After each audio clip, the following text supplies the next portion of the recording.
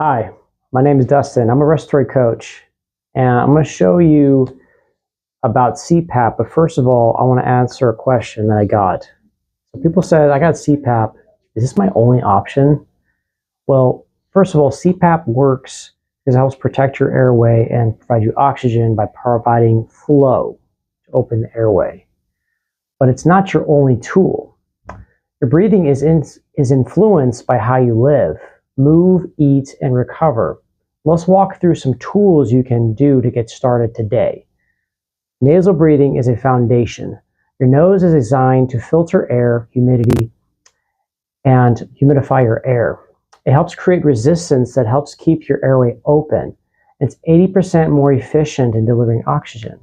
What can we do? We can use nasal salines or flush to help hydrate our nose. We can use lubrication like coconut oil or castor oil. We can also use natural nasal inhalers like menthol sticks. Boom Boom is a brand that I use.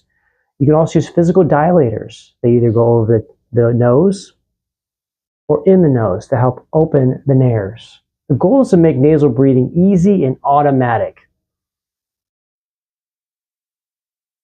Now, keeping your mouth closed during the night is helpful as well because you want to be nasal breathing only. This helps keep your mouth clean, helps prevent dry airway, and prevents the collapsing and risk of blocking your airway when your tongue goes back, and can lead to worsened sleep quality when you breathe through your mouth at night. So you can train your system by doing tongue to roof mouth exercises. You're going to push the top of your tongue to the top of your teeth. Top of the tongue, the top of the teeth, close the lips. Remember that. Then you could do lip exercises by puckering your lips or holding a small object between your lips. These help exercise to keep those muscles engaged so that when you sleep, you're less likely for it to be open. Some people use sleep tape. I use medical grade clear tape right between my nose. You see my nose and my chin where they line up. That's what I do at night to help me keep my lips closed. You can purchase it as if you like. It helps restore natural breathing pattern by keeping your mouth closed gently and allowing your airway to naturally stay open. Your neck position is very important as well. You want your neck position to be in a neutral position with a pillow the size of your fist. Okay? You don't want your neck too far forward where it does this, or too far back where it does this. That's when you have trouble breathing. And also, the movement of your neck affects the movement of your jaw. This masseter joint is directly relative to where your cervical spine is aligned. So good alignment means good jaw alignment. And then you want your spine, your cervical spine, to be aligned with your hips. You don't want them too far away from each other. That's like this position or this position. Just in a line. Align the spine helps you breathe fine. So when you get a pillow, I use a towel, but you can purchase these excellent pillows that are just the right size, that give just a little bit, but not too much. You want a little bit of firmness, like a medium grade cushion. And this will help you keep your alignment when you breathe. You want to remove lung irritations. This is really helpful. So do not smoke. If you do, try cutting back over the next 3 months. Avoid vaping and harsh chemicals with fragrances, parabens, and other type of volatile particles that can affect your lungs. Remove those from your environment to help you have better lung breathing, to breathe better. And the reason why we want to avoid these toxins is it causes inflammation. Inflammation in your lungs leads to swelling, and swelling leads to a smaller airway. We're trying to prevent that over time. Your body will also, when it gets inflamed, will secrete secretions. And you start to have a runny nose, a runny throat. Your body is responding to it. It's sending helper T cells to help combat it. So if you clean your air, you have less inflammation and less swelling. Nutrition you can add to your body is to eat wholesome food. You want to eat whole foods, whole vegetables, whole meat. Try to cut back on sugars or balance it out with more fiber. Think of it as more fiber, than sugar, about twice the amount of fiber to sugar. So 2-to-1 ratio when it comes to fiber and sugar help regulate your insulin. Because insulin is great for you, but if it keeps going up too often, it leads to inflammation. That can affect your lungs. So my rule of thumb is I like to eat whole meats, whole vegetables. I don't worry about the cost. I try to just get whatever is real. When it comes to packaged foods, I just do simple the better. When it comes to nutrients, I love to add magnesium glycinate to my daily regimen. It helps relax the lungs in your lungs, relax the muscles in your lungs.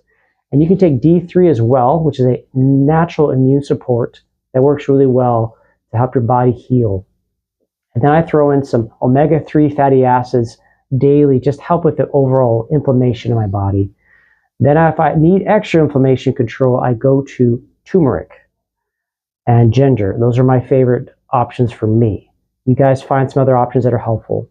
Another things you can add to your health is zinc, vitamin E, very helpful for lung and skin health. B complex is excellent for circulation. That's very important. The circulation decreases when you sleep. And so you need that circulation to help your blood flow and oxygen through your body. It also helps with brain fog. CoQ10 is excellent for cellular antioxidant. It helps you regrow those cells in your body. These are just supportive. They don't replace your breathing, but they help you in an overall immune response.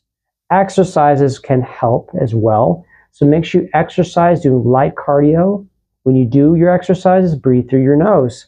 This will help train you to breathe more efficient and effectively.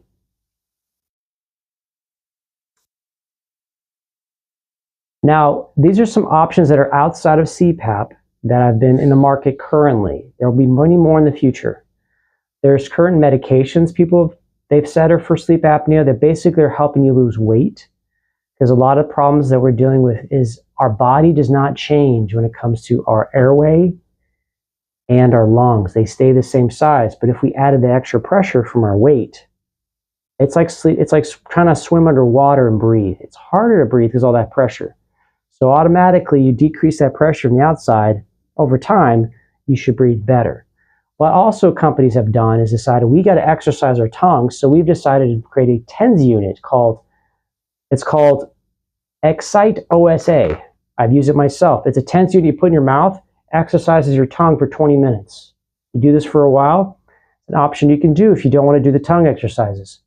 There's also surgical implants that go somewhere around the airway that stimulates the airway and the tongue to keep it active. Because they found the same thing. When your tongue gets tired, it falls back and blocks your airway. There's also oral appliances that go in your mouth that hold your tongue and keeps your jaw forward. It does not help with keeping your mouth closed, and it does not prevent oral infections. So CPAP is a tool. It's a very powerful tool that they figured out many years ago that's helpful. It is uncomfortable. So if you're having difficulties with the mask, call your respiratory therapist at the medical supply company. They would love to help you find a mask that helps you be more comfortable. Now, if the flow coming in is too high, they call it pressure. Contact your physician so they can adjust it to make it more comfortable for you. It's a prescription, so make sure you go to the doctor first when it comes to anything related to pressures. Now, don't quit. We can always adjust things and make things better. We can still use CPAP and use all these modifications and other tools to help you breathe better. The goal is for you to eventually go from CPAP to less pressure over time. That's the goal. We're not trying to remove the machine after a few months. We want to start with the machine because help train your body to get the oxygen it needs. Heal itself. And then once you heal yourself, we can slowly cut back. A good friend told me, medicine is helpful, but it's all about dose. And so CPAP is medicine in the form of pressure control. So dose is important. The goal of every tool is to make sure you use the tools that are best for you. Try the tools, see what works best for you, and you make the decision. So key takeaways today is that you do not fail if you're having trouble with CPAP. It might take you more time and practice. Talk to your respiratory therapist for guidance on how to make it more comfortable. If the pressure isn't working, talk to your doctor. Now, you can use the other tools we talked about: nutrients, toxin elimination, positions, keeping your nose clean. These all things will help combine together to help make it easier for you to take control of your breathing, because it's a privilege really to help you find ways to help you breathe better and bring breathing and health back into your life. Thank you and God bless.